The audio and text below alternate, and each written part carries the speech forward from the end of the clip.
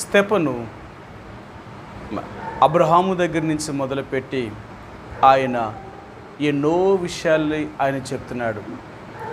మనం అసలు ఎలాగ ఏర్పడ్డాం, ఎవరి ద్వారా మనం ఇంతగా చేయబడ్డాం, మనం ఎక్కడి నుంచి బయటకు వచ్చాం, దేవుడు మనకి ఎక్కడి నుంచి అంటే ఆయన మనకి ఏ రీతిగా సహాయం చేశాడు, ఈరోజు మనము ఈ స్థితిలోనికి రావడానికి ఆ దేవుడే కదా.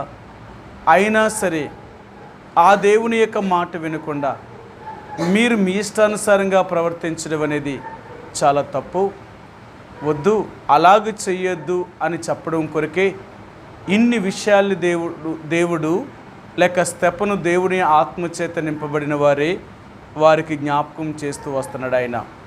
అంటే స్తెఫనుతో దేవుడు ఈ విషయాలన్నిటినీ చెప్పిస్తున్నాడు.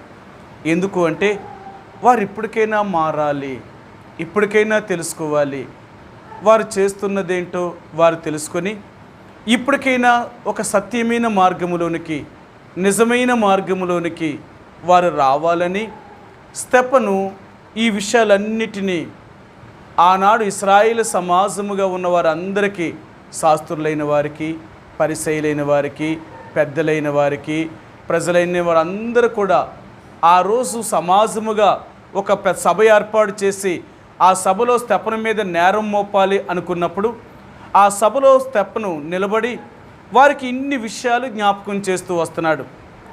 ఇన్ని విషయాలు జ్ఞాపకం చేసినప్పటికీ కూడా వారైతే మనసును కఠినపరుచుకున్న వారై దేవుని వాక్యమునకు చోటివ్వక వారు ముష్కరులై ఆఖరికి చెప్పిన వాడినే చంపేయాలి అనుకునే పగను కలిగి ఉన్నారు. వారు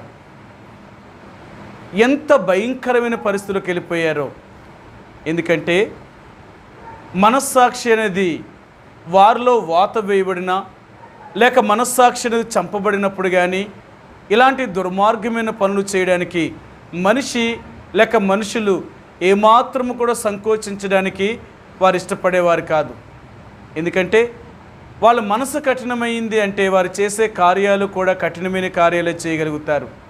అందుకనే ఎలాగైనా సరే వారిని దేవుని వైపు తిప్పాలి అని స్తెఫను వారి మధ్య నిలబడి వారికి ఇన్ని విషయాలు వారికి చెప్పినప్పటికీ కూడా వారు ఎలాగున్నారు అంటే వారు దేవుని వాక్యమునకు విననున్న వారిగా, చెవిటి వారిగా, చెవులు మూసుకున్న వారిగా వారు అయిపోయారు. ఆనాడు యేసుప్రభువారు కూడా ఆ దినాల్లో ఉన్నవారిని ఇలాగ పోల్చాడు ఆయన. వీరిని నేను దేనితో పోల్చుదును అని యేసుప్రభువారు కూడా, ఎందుకంటే ఆయన ఎన్నో అద్భుతాలు చేసినప్పుడు, ఎన్నో ఆశ్చర్యమైన